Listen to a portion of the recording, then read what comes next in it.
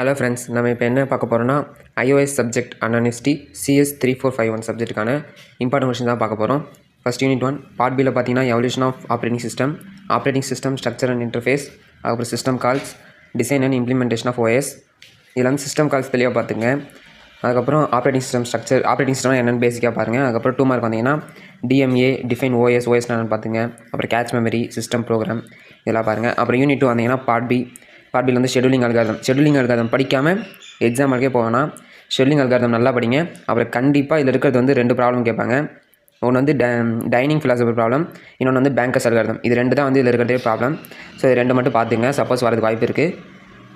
ப்ராப்ளமாக கேட்கணும்னா இது 2 தான் இருக்குது செகண்ட் யூனிட்டில். ஸோ இது 2ம் பார்த்துங்க. அதுக்கப்புறம் பார்ட்டியில் பார்த்தீங்கன்னா த்ரெட்ஸு, ப்ராசஸோட ஸ்டேட்ஸ் என்ன அதெல்லாம் வந்து பார்த்துங்க.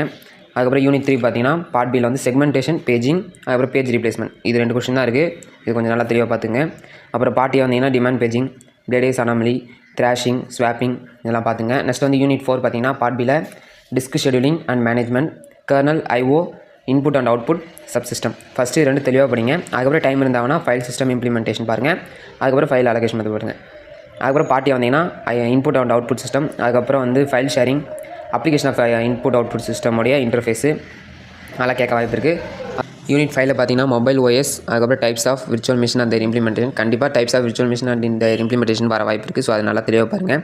அப்புறம் பார்ட்டியில் விர்ச்சுவல் மிஷின் என்ன, அப்புறம் iOS-ஓட ஆர்கிடெக்சர் இது கொஞ்சம் பார்த்துங்க. iOS-ஓட ஆர்கிடெக்சர், அதுக்கப்புறம் ஆண்ட்ராய்ட் ஃபைல் மேனேஜ்மெண்ட் இது மட்டும் பார்த்தீங்கன்னாவே ஒரு நம்ம எல்லாம் பாஸ் ஆகிடலாம். தேங்க்யூ வெரி மச் ஃபார் வாட்சிங். Keep supporting us. Thank you friends.